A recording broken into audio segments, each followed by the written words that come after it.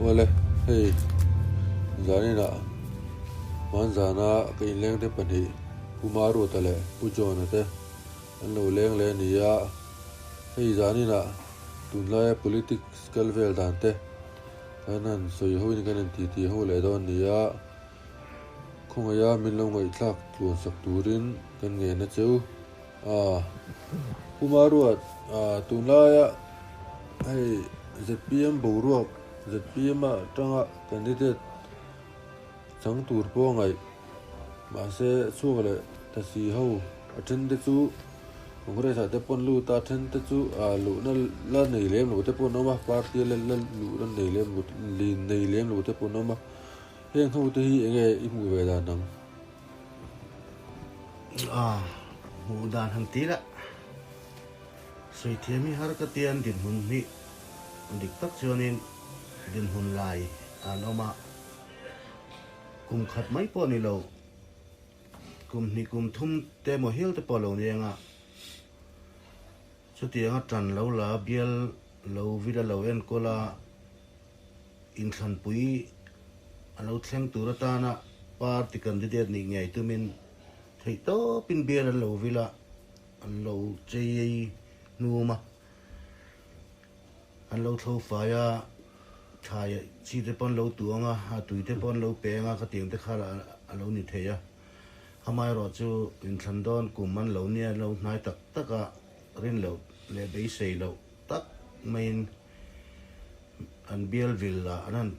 candidate tur anan tling talawa anan chang talawa an tling talawa han tila an chang talawa la te dik zawang chu ma se kala po chalok chu kumaro an biel vil kai te ZPM kan an biel vil nei kan phal lo ka an tin lo ni e kha ale la ma chuan a ZPM party khan bial lo vil kha chu nei kha chun oi lo wa amai ro chu abikin pu rem ruat pu ya ma mit bial vil tu kan ti kha chu ZPM leader hianin alo som chua alo nia sarkara ni na poi mo tak te chel ka tiang alo hong kha thin khan ni ma ro le lo pe ne mo te khan bial vil tur le en ko tu khan lo in tinge mai kha chu a zep thei lo wa mi dang te ro hi chu a sei thei lo te khan in chu buram rot pu ya big son clear tai la te khan bial an lo vil ve vata hamai ro chu in khan kum madonna the PM party candidate an pon chuan in bial vil turan pon chuan chang talawa lung oi talawa party ni na din hun sang tak te po lo chel thin te po alo nia amai ro chu khatiang bial vil tur tia an chanta lo wa khasan an lung oi lo wa ti khan party an chu santa khania tin chu ti rualin midang te po candidate tura ngai thei turin party hanin som lu ti hi chianga hazet PMB ka chuan chungan som lu te ngai po chu PSC te han thukoma bial vil tu te ran thanga ti khana ma ro chu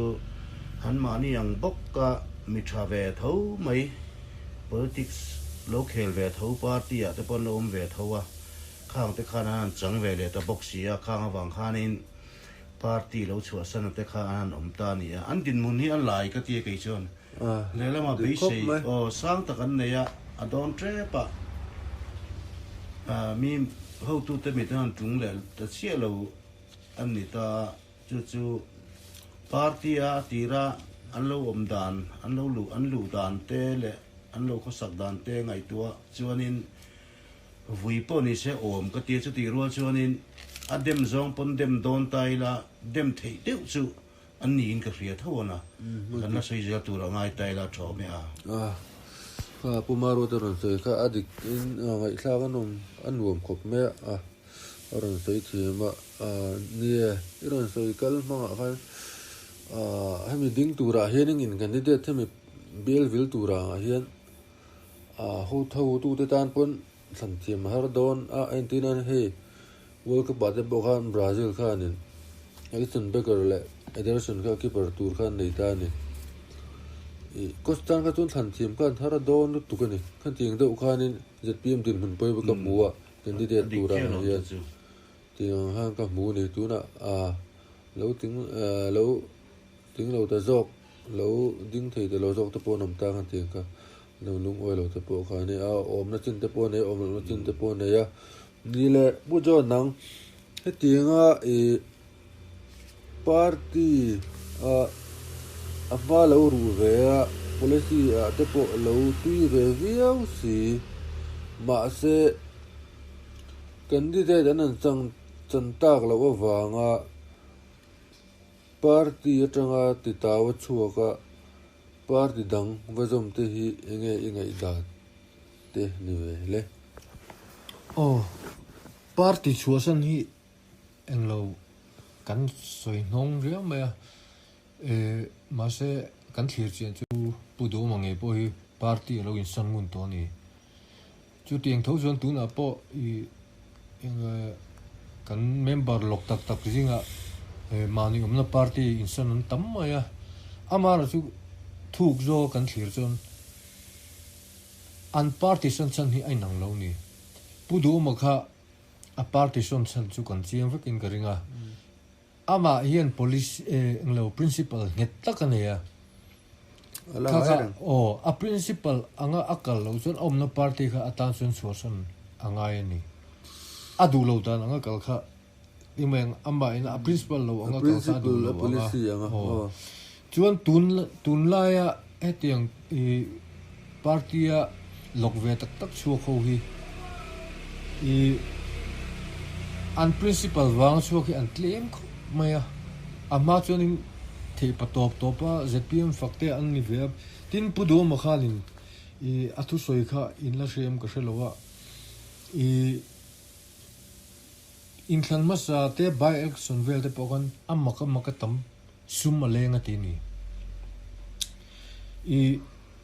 ma amar chu zpm hi chon pache em maya mi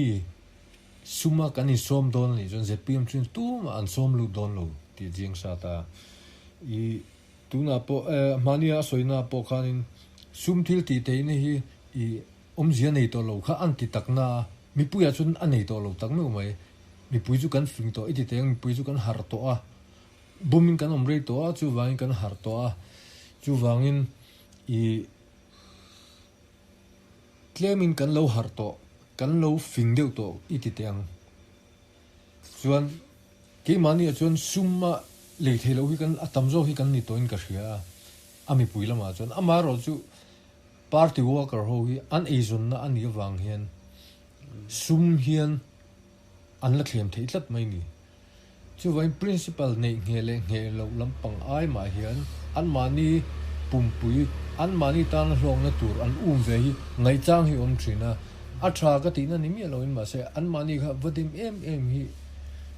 kan ti them o ka ti awang chu chung ko chom tu te an ni ve si ya all time in mang ni ve si ni chi da chon poi sa su la lu na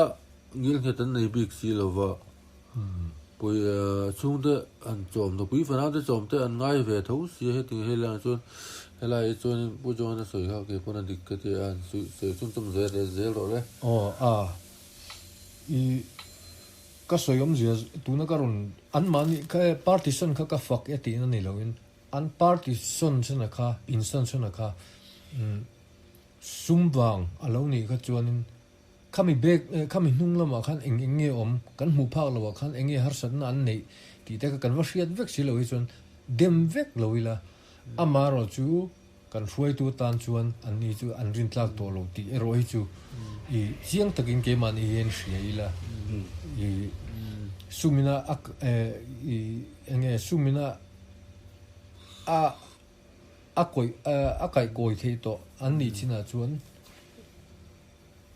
ho tu atan an tlak don mi lo ti na ani ta pu du hi Einson khan summa hlong na nei lo a chan zo an ti ni ka ting zo tur khan principal nget nei chuan chu wangin ka va soi chi em lo na chung han ka fak lo ni partisan hi chu pu jona ngai dan po adik in ngai thang nom dab khop mai le nia nikum de lo ka te po entirnan thân khát chuan nên tụ nó party chu sân tụ thân khát thấy chuan nên thì cũng mà thế khá nên tụ nó party chu sân policy thấy anh nó tùy bùi khop in tụ nó cũng tiền sang tập bộ han nó tùy bùi anh lao bùi đúng mà sẽ cái đi đây đến anh buông ở thóc lại khát ta cái bát chuan na tụ nó đi về anh thì hi nghe mỗi chân lệ hi nghe ní na đủ vàng rim nghe ní ngạ ram mang ngày vàng nghe hi vàng tất nghe ní thì hi tụ rốt rôm em một khai này mình ăn sáng thì ula là mình vía cái căn xây mà sang nè em po ni se politics kan khela party kan omani chuan atu te po hi khoi party po mila party hian thil tum aneya vision nei ve kania chumi khe chianga party po luta politics kheli kan ni tlang pui ta ni ama se chu ti rol chuan a zong chu kan ni lawa then khat te hi chu an sum nei wang te mi chal lang an lo ni wang te in soma in thlema eng tin mo party an in lom lut maya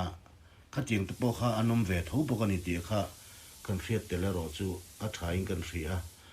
tin tu na kanan sei khami an chuale chan kanan ti hi chu adik ani na tak ka chuanin zep thu cheng lowa hetianga candidate turata na an than ta lo wanga party chua san te hi chu an ani na taka chuanin an niaw hi chuanin party an lo om to na hian a party na a thil tum enge vision an nei ti hi an nu na kai hroi tak lo ti la kan sei sual tam karing lowa ni na chan vo ro pui tak nei du ram hroi tu ne ro rel tu om phak kha an ril ru le an ngai tu na an suang tu na lu ber tu an mani nun kai hroi tu ber kha ani ti kha chiere mem maya chu wang chuanin in thandon nei candidate tur an siam pela po party han chua san ta mai ania chu wang chuanin hetianga candidate chan lo na wanga party chua san ta te hi chu ani na taka chuanin hi vision mu mal an nei lo ti la an nei ve thawanga an vision ber kha chu lal na le thu nei nan duwa chu mi wanga kal koi khan ni ti kha chege me ma ya iran se kha kan ni an vision an policy ber ga chu an party avom natte policy vision ni lovin lalle thu nei na che hi an ril ru hena liana hin ki chon ka mo pu bera chu tiang ni lovin party alo oma party politics alo khera alo tui puya kumeng moza alo wa vai pui to ani chuan a party na a thil tuma om na party na zo ram dung le wang hi eng tin nge kai hruaian tum eng tiangin nge ro rel an tum pi zong hret chianga zoma party politics alo lu chil to ho reng hi chuanin an chunga an be sei lo danang deuh pon hi thil lo thleng ma se an ding het mai ani an ngak mai ani in than le pek te pok ngak theilom te pon ti the ani khatian khan thilom dan ania chu wang chuanin ke chu tuna zpmb ka bial vil tu turan puna changta lo chuak ta te hi chu a sei pon in sei thiam via wanga amai ro chu enga wi chu principle tak nei lem lo ka soyang khan lal na le thu nei na du wang sima politics khelan lo ni ti hi chiang ka tia tin chu ti rualin nakin do lo ka chuan congress le mnf te pon candidate turan puanga anni poi an buai don chiang lu tu hei hi chu party chung kwa in thandona thil theng nge ani heng hi chu tuna hian zpm party te hianin ma taka bial vilti tu ran tia chumi hnuwa bial som thum le pakua candidate turan puang heta hei hian kalphung anon thak dang lam dor maya un ma te kha chung kan hriat thei chin ve te kha chuanin in thandon hai te a โอเค an vel vel tu te hianin ma taka bial vilti tu rana tia chumi hnuwa bial som thum le pakua candidate turan puang heta hei hian kalphung anon thak dang lam dor maya un ma te kha chung kan hriat thei chin ve te kha chuanin candidate tur party nan puanga candidate changlo lung oi lo ta te po anom thina anin tieng manak nak thina party chosan te po nam hial thina ni hamai ro chu ka tieng huna khan khot lai to a party tanga chuka in siam rema leirem han rap le tur pon alo tlai to thina hamai ro chu tun truma chun ZPM chun ma taka Bielville tu ran ti phota chu ta candidate han ti le ta tuna lung oi lo wa chuak ta te po hian ni na taka chung kan han dem viau na chung khan nge ram hroi tu ni tura ta na thei to pa ke lo pen an ni na wang khan helama chuan ka hnong ta le lama hian kan ti zok mai te helama tang hian kan bei le zok mai te ang ti na ril ru puin an lo in ngai tu ani maya ti khan ale lama pen thei na hun le in siam rema le rem han rap tur pon khun than la ne ya hi AZPM ina candidate tur anan ti fel ma sakhi thil la thleng ngai lo ani rual hian thil thatak hun local zel tura po war se warin la chun zom zel tai la pa ti tin hian ti hi karil rual lian khop mai hi po kan sei kai lo kan ni po pumaru da lo ngai da ha ka ngai dan chi ania entina I kumdang ade chuanin atepter candidate an puang ta lung oi lo te pon nge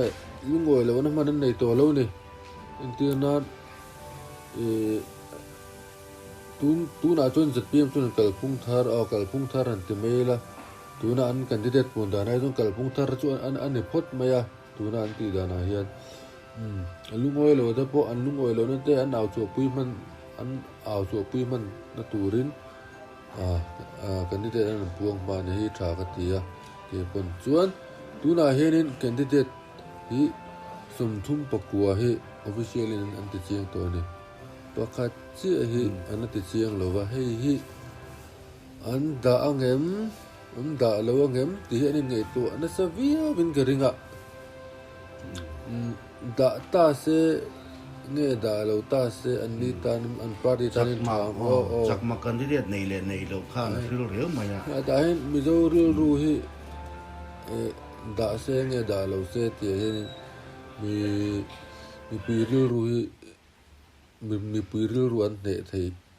ang ti hi kalo ngai to dan ve ne da nge da lo tha zo gang ti hi hi chu ngai to boy tham ve fe ani ka ria tin pujona kan zot chenga tu na khanin ZPM khanin candidate khanin puanga lung oi lo fe te ponum ve ne ti ra chuan ma se anua chuanin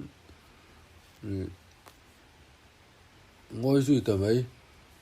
an party support zui le ta mai te ponum ta pupi le ding pe chu lung oi lo re lo ai kha sim bil kha in constituency nge kha east one bil vil tur kha nan ti ma se ho tu te kha nan an party ho tu te kha nan len chila itling zo don in kan thelo chu wang chuanin pucha te kan lo da zo ka ngai han ti chu chuanin ma se pupi len ding ka chuanin puitling tak khanin tha lom tin alo changa puitling ka ti khop maya pupi len ding au hi principle chiang in ka ria tin pi len ri po hi ngai sanom na riu ani ka ti ya nang hemi pi len ri le pupi len ding ngai san na hi bujona he nen han soi chun zom se le adu han soi chun zom se bujona he nia kha mi lo zo ka be sei ru de le ka pu do ma khanin a soi dan chuan kan congress unau te po an lo la hau sa khop mai kan candidate te kan candidate tur te cheng nuai za ani chu cheng nuai za telin an thlem tin huai takin a soi ngam ani khata khanin entirnan pupi alien tinga lo din na tura pucha te pucha te votha tur chuan pupi alien tinga kha an thlen thei phat chuan pucha te vok thlang na tur thaber ni ta ni chu ke chu karin dana chuan pupi alien ting he an varim ve ring ani noi za chuan an ri me ka tilo ma se I politics game invoke chen thaber ni ta ni katilaya I candidate in base ve ma se chang ta si lo khang ho thleng kha pupi len dinga anwa rim khera tin ani lo ven ni lovin ma se an ri mi ka ring lut tu kan ni chu awang chu pucha te vok chiat na thaber chu pulian dinga kha an lama hruai ani don ta pulian dinga hi an laman hruai chuan pucha te hi ya din tu bolin an me thei don ti hi be sei na sang lut tu kan ni amaro chu a nget lut tu kan ni chu tiang po kan pi alin ri po di ten pilin ri han soi za du lek te le ani po ngai to la khati kop khan I party mi pui chau ni lo I somi solam pang long tlai lam pang bial mi pui sim in an be say fek ani lutukin ni amaro chu ti khan doctor Lorena kha anron ruat le ta sia khata khan boru ka ron hat ani ta so na tira po kan ana ve ngo tang ta na doni na don lutuk anat lo ai nam re chu ke chu a chu lo kha ka lo ring to lo re nga tir khan amaro chu ama kha kan lo ka lo he ching lo ani ange tin nit takin lo mai a awan ke ka focusin he tiang hi pudoman nuai zate lin kan candidate turte I anon thlem tia a soi chuangam to chuan anni alok ho ga chu an target an tel don chiang lu tuka amaro chu an che ei lewan ni ho chu pilin ri elin ri hi ke po hi ni ka chuang ko me ana don tukan ngai tu chinga in sum le pai po sen ral na sang ve thei to pin rai por chungin ta sabram ne nan kartona ati khanan clear atopa final na bera hanan tingle ta zo da silo ati ra chuna thliak no bang ka ring ma se puiling ta genan te tu na chuna thlop le ta me ya ting tu rian ni ka ria ram phangai party an chiang ani chuan party policy politics ten om je chumo kini chun ani na kan hret angin karon soita ama kan fakta ni ma se ama ngai na lo tu chuanin tuna hian ama soi chen turan la zong ngor thawang hrethiam kan di de chan nge ring khan nam dang pasal na yan tin be ngara chang lo le chia an khong ai ve vui pui le sa point crocodile tears an ting do mo kan politics khel dan hi chu a thing hi ka tilu tu ka tun lai kho vela Facebook vel tiang vela ra khau de poi an bol khel hi abahan noi tak bol pui king hen khel lo reng a mà ni ming le mail po tilangam lo fake account an siama an tia heng chu thil ro pui lutuk kheni lo wa thil ho lutuk ma en tinan ruling Facebook ar nge ngai te pon kan sarkar in tuna hen eng na nge a tho me ka enge ma chopala ne ya enge kan lo thlin to na eng tinge kan kal le zelang tia vision pakhat ma nei lo hian mi mal le party an be ngar ringot te hi a chang kan lo thak lu tu ko mo chu mam ta ti ramaya party mangai tu hi kan lo tam lu tu ga hi apoi tu na he ni thak ani ka lom na me chu zona hi mi ka zot kul na sa ke two wheeler khal thei lo ka ni ba hen two wheeler taxi te ka mang na sa ka ti pui na sa ani ZPM hi an lo chana mi ka ti tun tum chu ZPM hi ka watan bi ke ti ani lovin thlai te lo har ve to in kan ram kum som thum pasari ngot min lo throi to tu ten an thei sin kum som thum pasari min throi chung khanin thil thatam tak tin nei ni ma se an thil thati hei ai chuanin tun ai chuanin thil tha an thil that hi an ti tam thei zo ka ni an du chuanin an tum ta tak ani chuanin thil that tam tak an ti thei kum som tum pasari chung khan ma se hei hi an tum tak lo emmoni en tirna pujona hianin poisa nei tum ta se chengza nei tum ta se anei tum dana khan aril ru in mun som nga in nei tum tang se mun za nei thei rang si ka mun za nei tum thei rang si ka kan hiting do hin ka nga ya kan politician local ma sa to tuna kum som thum pasari min lo roi to tu ta ka chuanin mun za a thil ti thei rang si ka mun som nga po phalo yenin thilan lo ti nin ka ria tuna henin amakati chu tuna so en thin turi pakhat che kan nei ni to ZPM hin an nim me ZPM kan campaign pui ti lampang ni lovin ZPM po engan ne tak chung lowang anan tia hi amakati jahan en thin veila en thin te po an that lo le kan pai le me yang chu mong so do min kan tlak ti ranga an mual phau ngotang tuna henin hanting se mi puyen hanting ti rela anin so nga anom lo chuanin tuna ZPM ling zong hi chu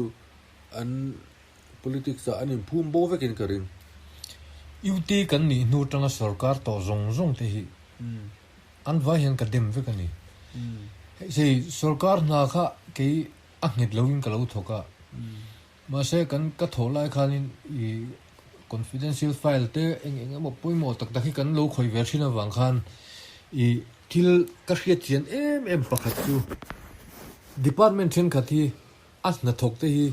mun thuma thena mun hi bani la abang mun khat khan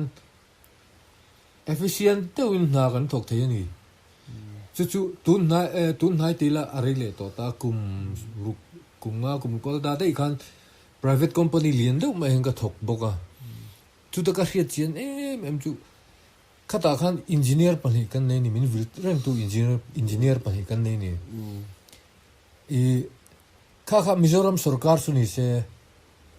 khami te pani aya khan engineer so man dang chu man kan lo dik lo to ina nge ang hong ani a tianga a thu lo kan in lang na sat em hi tu na hin an pong po ban wak na thei bik lo ni omzia chuan in tu na sokar na thoka an lo la to a nge in an nun zong an lo in nga na zong ani to ta chu wangin han ban top se an hoi hil don lu tu chu wai an pong po ban ngot thei lo amaro chu ZPM hianin an soidana hin a thu lo chu an la khi ka ring vak to lo wa chu bultan na thal tuk tur ani ya chun poisa local reng hi ahman na turen mang vekila ani na turang hin mang vekila kan ram hi kan har sa don lo ti ka chi emaro lo potalo nga se pu du ma soin ga ria kan lo sarkar ni dan poisa tam do na ti ni inge chana ti asanan ti so ni kan budget ti adik ta kaman so ni na tam lu tu ka ti adikang hei su ka ring lu tu bang ka chu agan ai kan ti na kan thak ta dai tu na po sarkar la ma kan kal ta dai ma ya ani thawa ma se chu sarkar kal phum soina kha ni thu ta mo ka tu na po sarkar lai te kadem em na chu restricted tender kha inga ti khati em restricted tender kha anti nga tinge katia kha apoi hi ka tilu tu mo mi puina an chan ve the tur tender hei omro se hei de chu na kan ata kan la soi chho mo tu na tri chuan in hei in than ten nai chowa ZPM po anan boido na kani tiro anan boido na ka an soi dua mi pui pon par mi pui ni lovin party pani hen an soi du ni party pani to ti khati an te ma se ZPM atanga chuk a henin alu te hi soi ve se alu de an tam ania tiro voina an thu chuami I pu jo ne na hringa ka ring hei voina an thu chuami I ZPM in I kan party mi le sa kan englo ti do tin min soi to lo turin angin na kha thu chuan sim ka voina mi kha o kha tiang khop ngai kha ni kan in be ani party re re hi hei apoi du ma se he tiang zong a chuan in han soi te la ZPM pon bang chung lo ni Facebook vela han enila ZPM mi le sa post ti hriat lutu mo ma se hei chu mo in se zo pot la ka ti na zo ka chu khoi ma hian fam kim big lo ka ti ka soi tum na zo ka ni ha ting la ma chu mi pui ti tin reng om khom kan ni ta ma se hei chu antina party tin hian hemi Facebook fighter hemi media social media fighter rin nei ve ka ni heting social media fighter post ani lo chuan antina heta MNF supporter pakhatina post ve ani mai heta ZPM supporter pakhatina post ve ani mai Congress supporter pakhatina post ve ani mai ka ti khan ngai mai la ting chu I ma se heta antina I party yatanga I an social media fighter in anon post ani ilo wi chuan in thu ta khu kan khu pui lem lo la ke chuan in ka duwa tin politics sa hei tuna po soi chu nuam lem lo ba purin tluanga dam pa savu man ti mai khami fa pa bol pho na te ka politics sa han nu lu phe tan an tuma adik lo khang te ka ating te ka aten nom mi ka tilu tu ka purin tluanga han fa pa ne ya purin tluanga fa pa ka purin tluanga ani tat lo ni purin tluanga ka te mai tu adik reng tin ka ngai tu ta mo I ZPM atanga chuak tur an hruai tu lok I ti teng pu VL rem road puya ani hi PSC member general headquarter ani tani pula sang lu ra te ani po PSC member ani ba ka trong tribal secretary general headquarter ani ta chumi ba ka chun pulal ming thanga executive member general headquarter ani ta Congress chalu ta o hei I dampa ding tur anga an soi deu khani ta tinge an akal zel don chu ka hru ta heng de po hi ZPM a chun an lian vial wa a engwanga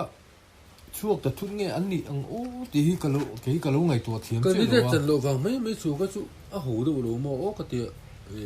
candidate chan lo wang a chu kan ni ka chun lal na chi kan du ni ma ya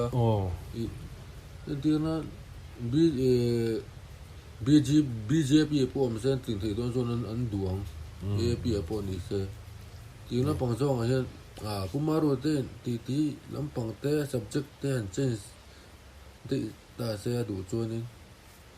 pumaro to puta James em po nga chu po ka sian china kan sei hinon sei kai ta pu PL lin ding ale PL lin ri chung chang vel sei tang khan mi pui kling le mi ze nget ma ni thil tu ma chiang hi chu party politics khel ro a po hianin an lo in thau mangai o ri ka lo ti ka ril ru te chuan tuna pi alin ri po kan lo nga kan ngai thak tong khan mi thiam ania mi viak tha la thalai jek zo kan chu ta rai puar pi per chungin an ten beya sa prama nen Mizoram apo kil khor ber sota ka ta khang mai ne to khana be kuala sum po seng ne mang ain pe na po tha tin avision po tha amaro chu kan dide to changle to chuang lo ta tin pu pel lien ding apo tiang bokin bel vil tu tu an da to hnuwa atlin zo lo na lo wangin ti khan anin nu do ti le ta nia ka din mun tura hen ke ma hen ka in chana anna don hi ka tiru tuka kan ngai tu chen hen kan thlik lu oi lo wa enge mo kheu be ril ru te po han pu hial po ni se a om hi ka til tu ani amai ro chu mi pui tling an nia mi thiam an nia mi nol pui chunga leng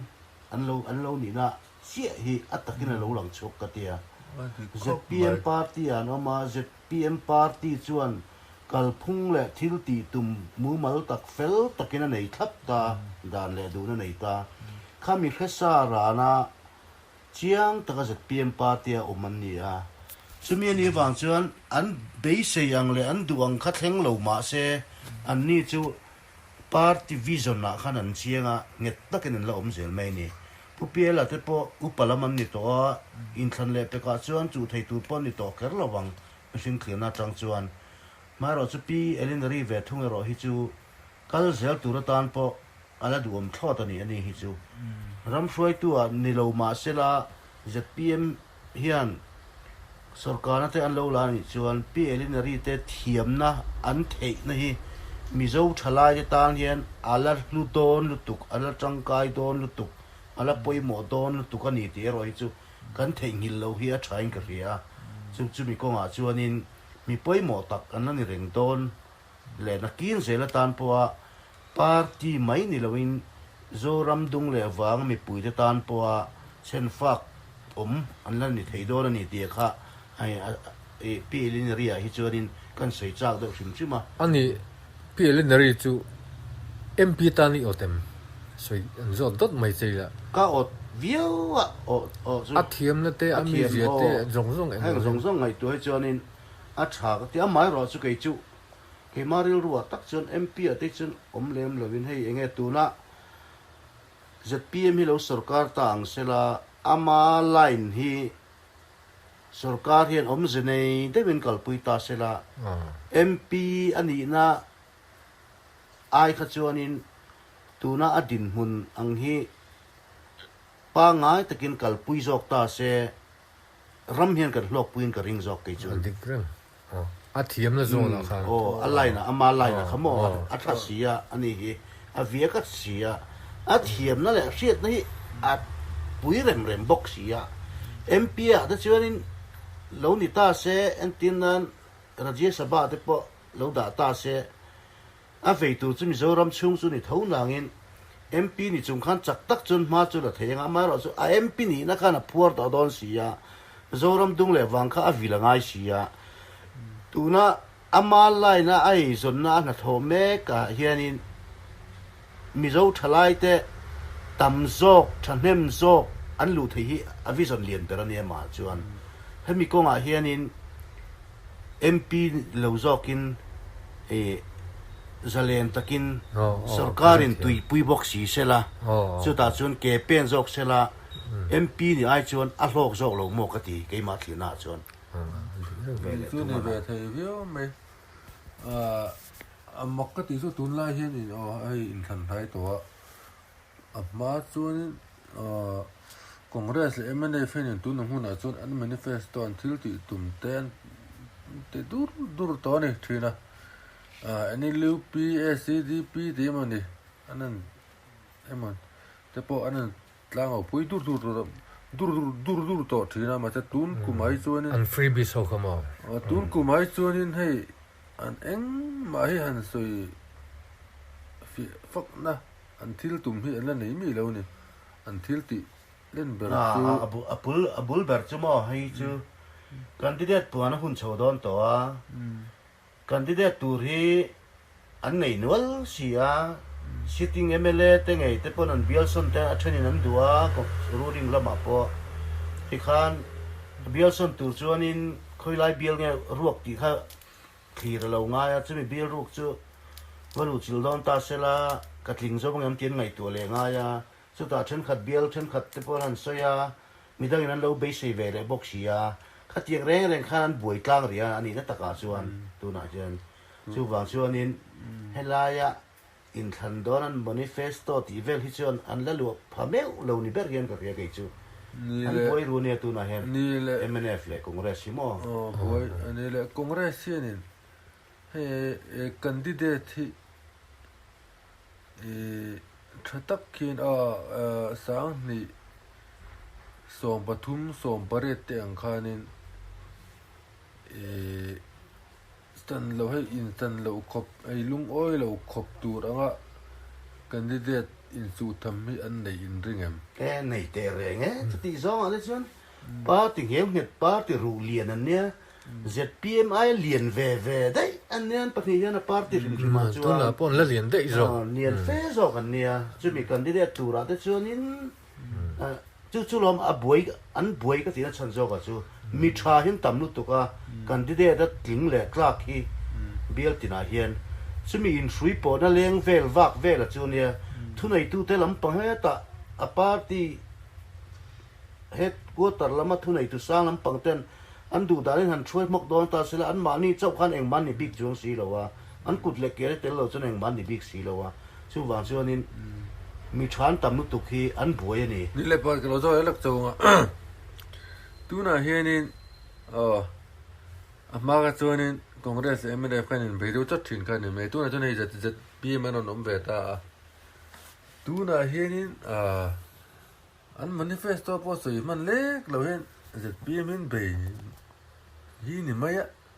hi nge mo chan niang le o hi ka ti thina hi mok thil mok bị thằng anh lâu này về anh lâu liền mi chán search đó ba election te lung lei LMC te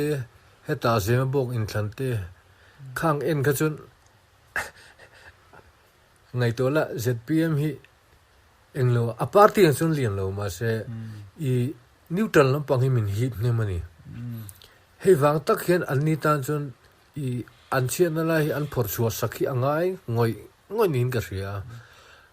an soi chia ta neutral tam tak awang chu I tuna an tlin na to zong a po khan I vote tam zo hi chu an ma ni party mi le sa ni lo hei neutral khoi enga ma eng party ama I membership ni na nei lo khang ho vote kha tam lutuk ta lak chu pon ol sam don ani I membership nei te ai chon khami tak khanin I an chiat na lai ni an chiat te an thal lo na lai khami ang zong kha an zong kul anga anon puang chok anga an be don hei chu alo thei lo nin ka sia an mani ai te si kha anon chelian tlat jok sia hay chứ anh đang anh lo wa ni na ta ka chun I abul ber chu mi zo mi pui te kan phing to chu chuan a fil tui ber min bum fing to ai te mai a chan chu I mi zo mi pui te kan a to lo wa state kan ni atang ringot pon hei kum som thum ble pasaria thing to a chu ta kan din mun chu heti he nia mi ho sa tak mi thil ti thei tak chu an tam amai ro chu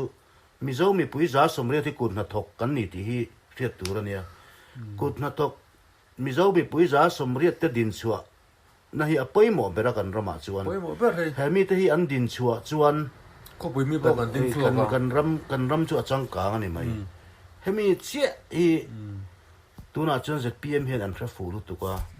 a kal kong tu ra hi ruam man na thui takan nei ya chu wanga pa ti dang te poina hupur le sei chereng an ni ti hi a chianga abul vera chuan mi pui kan fing to o ko kan malam hun tu ra tan kan fing to ko bel velo ka ta khan tu he ku na tok tu the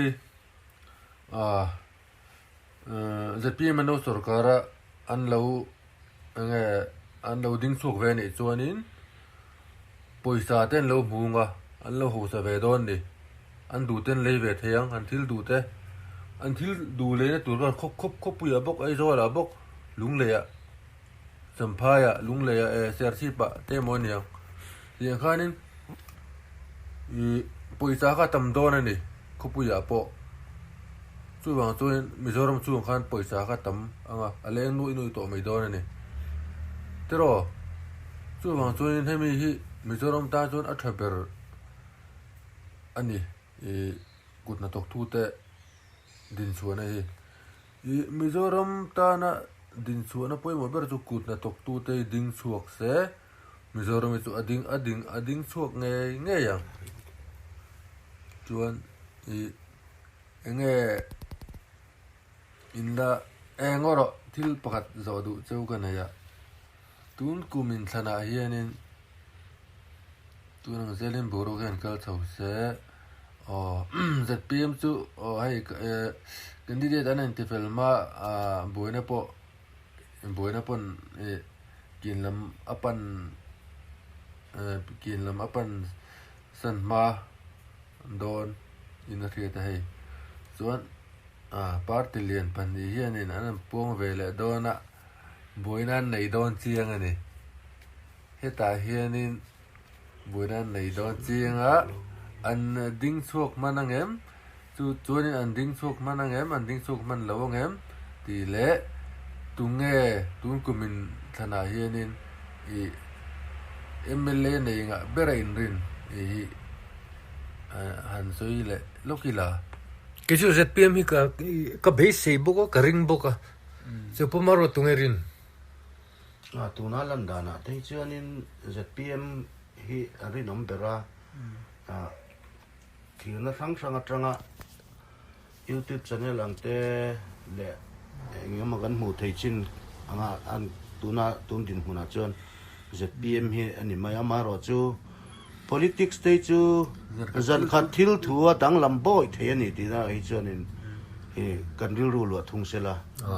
chu apoi moin ka fia ni le zona pakale cheo tu na hen candidate an punga party le pan hen tro boine poron nei veang hi in than mai an in ti da an dam manin ringem kha chu yang tikngen puan don kan thela wa kha le chen kan lo in thlang to lung oi lo da chen om sia thil chiang sa nia kha chu ti ra po kan sei to kha nia po ZPM da chen an puang ma lung oi lo chuak to tan po kong ain hong mana kan tia lo ma thai chun som se ra kan ni kan tia thuna congress po ni se mene po ni sen puang lung oi lo om ngei do na a then an chuak ta wanga a thenin anti ta wanga ba ti chua chan si lawin anin mang du lo wanga kha tiang vel kha an din hun tu chu ni mai ai nga po ni se ang ngai nom chho don an ni zon top lam han khar lon te le hetin topon khar me ngo tun din huna chuanin kan mizoram mai chuanin sum thil ti the na hi ata niam to mai nerdi dam nai chuan tlem chuanin kongro chu ala chu mai thaya mi puite kan fing to thalai te kan fing to chu wang chuanin tunin than tur lom tura po hianin party thaber party rin tlak ber hi kan than chu nge beisila athain ka ria atha ome tin kan ti te min lo ngai thlak saka wangin in chunga lom thu kan soi tak meu ani e kan lo me